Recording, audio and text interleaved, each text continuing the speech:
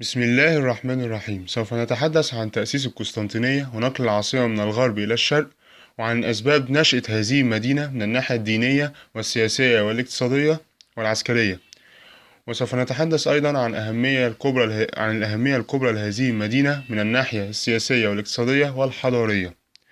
وقبل الحديث عن الأسباب والأهمية، لابد من إعطاء نبذة عن المدن التي أنشأها الأباطرة قبل إمبراطور قسطنطين. كان لابد لاكتمال ظهور الدولة البيزنطية أن تشيد مدينة مسيحية الصبغة لتكون عاصمة للدولة بدلا من روما. لهذا بدأ الإمبراطور قسطنطين يفكر في نقل عاصمة الإمبراطورية إلى الشرق. ولم يكن الإمبراطور قسطنطين أول من فكر في هذه الخطوة، فهناك بعض أباطرة الرومان الذين فكروا في نقل العاصمة عن روما إلى الشرق قبل الإمبراطور قسطنطين. فقد فكر يوليوس قيصر الذي قتل سنة 44 قبل الميلاد في جعل الإسكندرية أو طروادة في آسيا الصغرى عاصمة له. وسبق القول أن الإمبراطور ديكليديانوس اتخذ مدينة نيكوميديا في آسيا الصغرى مقرا لحكمه عندما احتفظ لنفسه بالجزء الشرقي من الإمبراطورية، غير أن نقل العاصمة من الغرب إلى الشرق لم يتم فعلا إلا في عهد الإمبراطور قسطنطين. ولا شك أن هناك أسباب عديدة دفعت الإمبراطور قسطنطين إلى التفكير في نقل مركز الثقل السياسي للإمبراطورية من الغرب إلى الشرق. منها الأسباب الدينية، فقد وجد الإمبراطور القسطنطين أن سياسته الدينية واعترافه بالديانة المسيحية لا يمكن أن يستقيم في روما حصن الوثنية ودرعها الواقي. وإذا ما أراد الإمبراطور أن يغير كل شيء في روما مباشرة من وثني إلى مسيحي، فإنه سيواجه بلا ريب صعوبة كبيرة ومقاومة شديدة قد تؤدي إلى زوال حكمه. وعلى هذا فبناء عاصمة جديدة تكون مسيحية الصبغة منذ تأسيسها سيكون أسلم من إبقاء العاصمة في مدينة قديمة وثنية في كل شيء. ولذلك رغب الإمبراطور قسطنطين في جعل المدينة الجديدة عاصمة مسيحية. لا سيما أن المسيحية قد انتشرت في الجانب الشرقي من الإمبراطورية، وكان لها اليد العليا بين سكانه أكثر من انتشارها في الجانب الغربي. ولذا فإن الإمبراطور سيجد له مؤيدين وأنصار في الشرق أكثر من الغرب.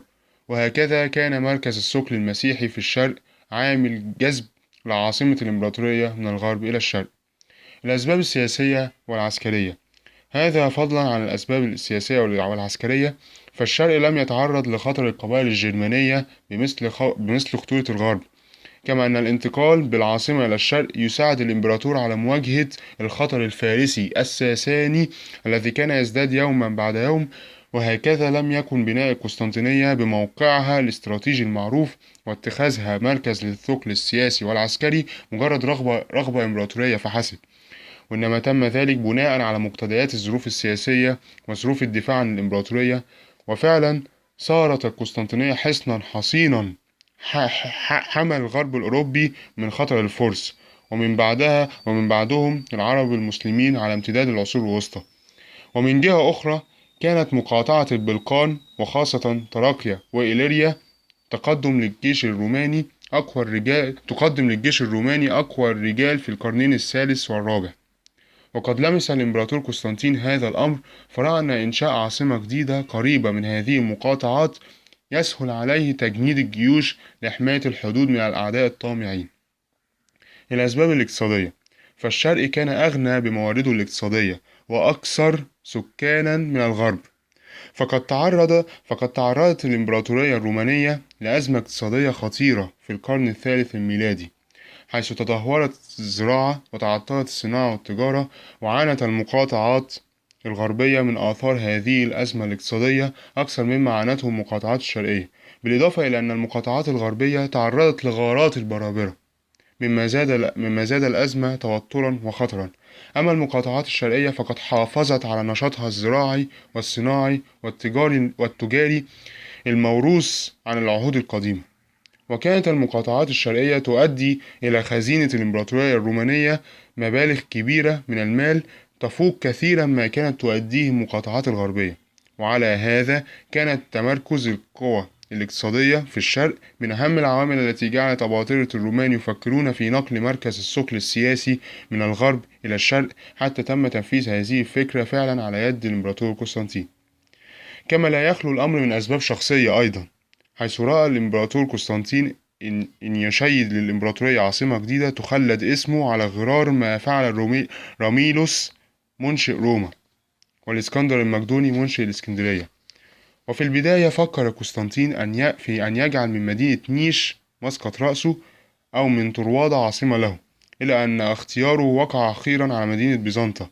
ففي سنة 324 ميلاديا، وبعد انتصار قسطنطين على شريكه ليكينيوس وانفراده بحكم الإمبراطورية، بدأ في بناء عاصمته الجديدة على ضفاف البسفور بجوار الخرائب مستوطنة بيزنطة اليونانية. وكانت بيزنطة مستوطنة يونانية قديمة أسسها جماعة من المهاجرين اليونان من سكان مدينة ميجارة اليونانية في سنة 652 قبل الميلاد، للإتجار بحبوب روسيا الجنوبية ومعادن حوض البحر الأسود ومصائد البسفور.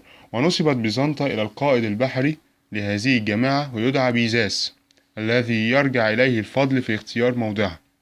ويتميز هذا الموضع جغرافيا واستراتيجيا، فهو يقع عند مدخل البسفور، وتشكل أرضه مثلثا تحمي المياه ضلعيه، والضلع الثالث حمته الأسوار المنيعة التي أقامها الحكام. وقد لعبت تلك المدينة دورا له أهميته أثناء الصراع اليوناني الفارسي، ولكنها تعرضت للتخريب أثناء القرن الثاني ميلادي خلال الحروب الداخلية التي قامت بالإمبراطورية الرومانية، واضمحل شأنها إلى أن أصبحت قرية صغيرة اتخذها الصيادون قاعدة لهم. وقد قدر قسطنطين مميزات موضع بيزنطة، وقرر سنة 324 ميلاديا وضع أساس عاصمته الجديدة عندها. وقد وضع قسطنطين بنفسه تصميم وتخطيط مدينته الجديدة، حيث تقص إحدى الروايات أن الإمبراطور قسطنطين سار على قدميه وخلفه حاشاته، ورسم بحربته حدود المدينة، مدعيا بأنه يتبع دليلا خفيا يسير أمامه ليريه حدود مدينته. فعندما تعجب أفراد حاشاته من اتساع المساحة التي حددها للعاصمة، سألوه: عند أي مدى سوف يقف مولانا في تحديد مساحة العاصمة؟ فقال: عندما يقف من هو سائر أمامي. ويحوى ذلك إشارة إلى وجود قوة إلهية تقود في هذا العمل. ويبدو أن قسطنطين قد أراد منذ البداية أن يضفي على عاصمته هالة من العظمة والقدسية. وأيا كان الأمر، فقد جمع قسطنطين كل ما يلزم لعملية البناء من العمال والمواد الأولية من كل مكان، كما استخدم في عملية البناء نحو 40 ألف من رجال القوط المحلفين، واهتم بجلب النفائس لها من تحف المعابد الوثنية والبانيات القديمة. وقرر قسطنطين أن يجعل عاصمته الجديدة مهيئة لتلعب الدور الذي كان لروما القديمة، فأسس بها مجلسا للشيوخ اللي هو السيناتو، وأمر بتشييد الأبنية الفخمة كالقصور والكنائس والقاعات والميادين والحمامات والحدائق وملاعب السباق، وأمد سكانها بالقمح والنبيذ والزيت بدون مقابل، وشجع رعاياه على الاستقرار في عاصمته. يضاف إلى ذلك أن القسطنطينية كانت تتميز منذ تأسيسها بالطابع المسيحي الواضح في كل نواحي الحياة فيها، وعدم الصلة بالماضي الوثني. ولحماية المدينة ضد أي هجوم بري، قام قسطنطين ببناء سور امتد من القرن الذهبي حتى بحر مرمرة. وفي يوم 11 مايو سنة 330 ميلاديا، احتفل قسطنطين بتدشين عاصمته الجديدة التي أطلق عليها اسم روما الجديدة، إلى أن رجاله أثروا أن يطلقوا عليها اسم قسطنطينية نسبة إلى مؤسسها الإمبراطور قسطنطين. وقد أمر قسطنطين بسك عملة برونزية صغيرة تخليدا وتذكارا لهذه المناسبة. وقد كان للعاصمة الجديدة أهمية كبرى من النواحي السياسية والاقتصادية والحضارية. فالسياسية كان لها أهميتها في مقاومة الأخطار الخارجية، فهي تقع عند نقطة التقاء قارتي آسيا وأوروبا، وتحتل مثلثا من الأرض، حيث يحتضنها خليج البسفور من الشرق، ويطل عليها القرن الذهبي من الشمال، وبحر مرمرة من الجنوب. ولذلك فهي تتمتع بحصانة طبيعية ولا يمكن الوصول إليها برا إلا من جهة واحدة، وهذا جعلها مدينة حصينة آمنة من أي غزو بري أو بحري، فلا يمكن اقتحامها من البحر. وفي البر كان تحميها الأسوار، فصارت حصنا قويا يحمي الإمبراطورية ويزود عنها. ودلت الأحداث بعد إذ على أن هذه القلعة المنيعة كان لها فضل في حماية شرق أوروبا بأسره من غزو لشعوب كثيرة ومن هجمات البرابرة، فحفظت للإمبراطورية تراثها وحمته من الضياع، وظلت صامتة نحو 1000 عام قبل أن تسقط نهائيا على يد الأتراك العثمانيين عام 1453 ميلاديا.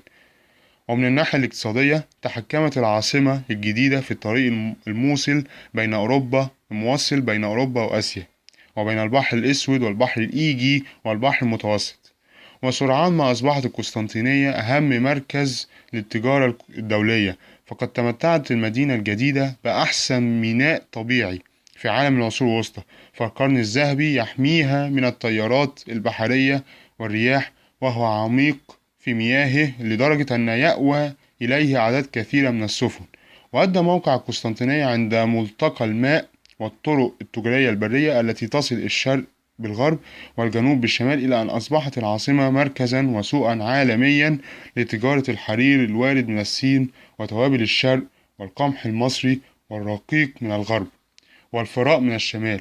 وبالتالي فقد قدر لها أن تصبح الوسيط التجاري بين قارات العالم القديم. وأخيرا فحضارتها كانت لها ميزة هامة، وهي قربها من المراكز الحضارية الهلينستية، لذلك فقد حفظت التراثين الكلاسيكيين